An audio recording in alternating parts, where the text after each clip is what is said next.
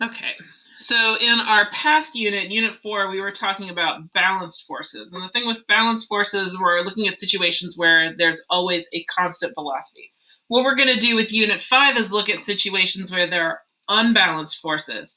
That means that we are looking at things that have changes in velocity, which we know as acceleration. So earlier in the year when we were talking about, you remember that those units where we were talking about things like stacks of graphs, and we were looking at changes in velocity and that meant there was acceleration happening. That's what we're going to start seeing with this unit, is what happens with forces when we do see a change in how fast an object is going. So we're going to see a lot less of zero velocity, zero net force and constant velocity. And we're going to see instead places where the forces aren't balanced, so our net force is not zero, and our objects are actually changing in velocity. Some of the things that you're going to see here is that it says students will be able to describe kinematic behavior of an object from a force diagram. And so kinematic tells us about the motion of an object. So not only is the object moving, but is the object also accelerating? We're also going to be talking a little bit more implicitly about net force. So if we add our vectors together in either the vertical or horizontal directions, we're going to be seeing an amount of net force that's not zero. And then using that to say something about behavior. And the way that we're going to be able to do that is with Newton's second law. So you guys may remember Newton's second law. I'll write this up here, Newton's second law is force equals mass times acceleration. So that's one relationship that we're going to need to keep in mind for this unit. This one is we're going to take a little bit of time to go through this. This is the unit that last year I was kind of at the beginning of when the quarantine stuff happened in March. And that was what we did pretty much all of the last quarter. I don't think it's going to take you guys quite so long to do that. Since we're meeting in person, things are going to go a little bit more quickly. Plus, we're hitting it a lot earlier in the year because some of the things that we've done have been a little bit different this year.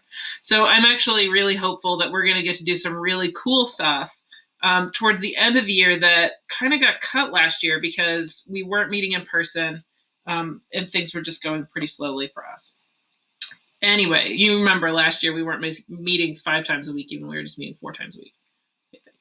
All right, so we've got a pre-lab activity that we are probably going to talk about tomorrow, but we're definitely going to work on this modified Atwood machine lab, so you guys will get to meet the Atwood machine. We may do a little bit of elevator forces. I need to talk with Miss Mulligan about that because we have an elevator in our hallway now, but I don't want to interrupt all of her classes. Although for you guys, she doesn't have a class, so maybe you guys are the most likely group to get to do that.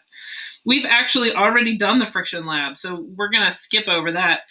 You may remember that what we learned from that is that we can determine the amount of friction.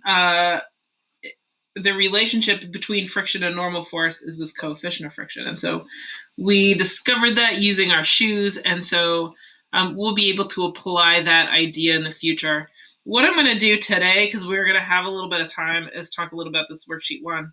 But what we're going to do is work through force diagrams, net force, Newton's second law. We may have a quiz. I like to put the quizzes a little bit later than these sheets say. But then we'll work on some other things. Here's a slippery roads lab, so we can talk about having our low friction roads like we did earlier this week. Let's see, what time do we have here? All right, so what I want you guys to do today is take a look at this worksheet 1. And you can do this either if you have your packet with you, or you can take a look at these same worksheets that are posted on Google Classroom, and you can just take a look right in there, and you can jot them down on separate paper, and then if you left your packet at school, you can fill it in tomorrow.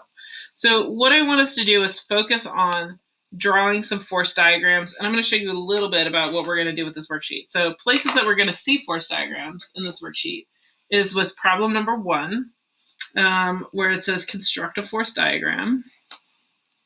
We're going to see that again. Number 2, construct a force diagram. Number 6 has a constructive force diagram. It says draw a force diagram up there at the top. And then number 8 has a force diagram for a child that's going down a slide. All right, so here's what we're going to do. This is a worksheet that's about net force, and so trying to understand the forces that are going in different directions. So here it says that an elevator is moving at a constant velocity of 2.5 meters per second. Remember, when we see constant velocity, that tells us that forces are balanced. And so what that's telling us there is that we've got balanced forces. Here's this balanced forces.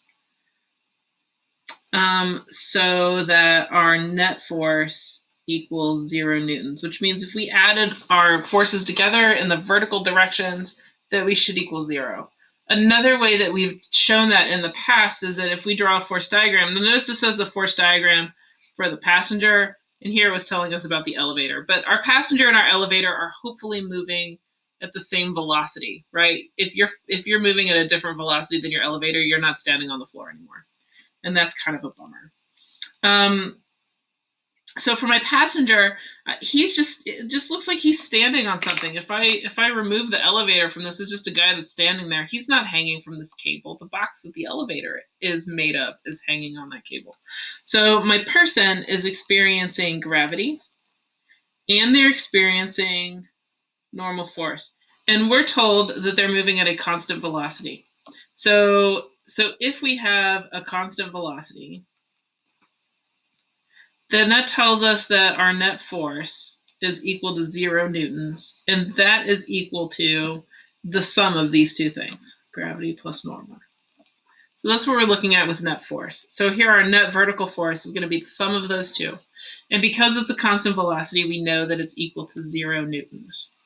That's what allows us to be able to calculate the force the floor exerts on the passenger. This force, right here, force of the floor on the passenger, is normal force. So if we wanted to solve for that, we could if we knew what gravity was. So in order to do that, I'm going to use that same equation.